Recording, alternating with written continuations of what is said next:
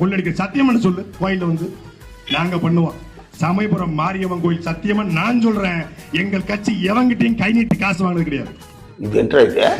கத்தி கத்தி சாக விடாத 15 ஆண்டு கத்திட்டேன். என் பாவமே உன்னை சும்மா விடாது. ஏய் என்னங்கடா ஒன்னு ஒரு பக்கம் என்னடானா எனக்கு நீ ஓட்டு போடலைன்னா என் சாபம் உன்னை சும்மா விடாது அப்படின்னா இங்க உள்ள மக்கள் எல்லாருக்கும் சா விட்டுட்டு இருக்காரு. நீ என்னடானா எல்லாரும் வந்து சத்தியம் பண்ணு கோயிலுக்கு வேணும், மக்கள் எல்லாரையும் கோயிலுக்கு சத்தியம் பண்ண கூப்பிடுற. ஏன்டா மக்களை பயமுறுத்துறீங்க?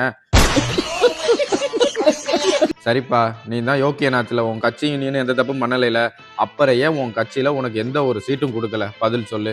நீ சொன்னில்ல விஜய் எந்த தொகுதியில நிக்கிறாரோ விஜய் எதிர்த்து நான் போட்டி போடுறேன்னு. இப்ப நீ ஏன் விஜய் எதிர்த்து போட்டி போடல? எதுக்கு நீ எந்த தொகுதியிலையும் நிக்கல? அதை முதல்ல சொல்லு. இதுக்கு உன் நொன்னை கேட்கிற மாதிரியே நான் கேட்கிறேன்.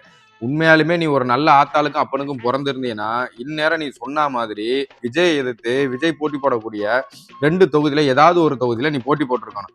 அதுக்கு உனக்கு வக்கு இல்லைல, அதுக்கு உனக்கு திராணி இல்லைல, நீ எல்லாம் பேசவே கூடாது. நீ கேட்ட ஒவ்வொரு கேள்வி என்ன செருப்பால அடிச்ச மாதிரி இருக்குடா. மாதிரி இல்ல, உண்மையிலே செருப்பால தான் அடிச்சது. மக்கள் முன்னாடி சொன்ன வார்த்தையவே மறந்துட்டு இன்னைக்கு மக்கள் கிட்ட வந்து வாக்கு சேகரிச்சுட்டு இருக்காங்க. இவங்க எப்படி நாளைக்கு மக்கள் கொடுத்த வாக்குறுதி எல்லாம் நிறைவேற்றுவாங்க? நாம் தமிழரை நம்பிக்கிட்டு இருந்தீங்கன்னா நீ போடக்கூடிய ஒவ்வொரு ஓட்டும் வேணும் தான்.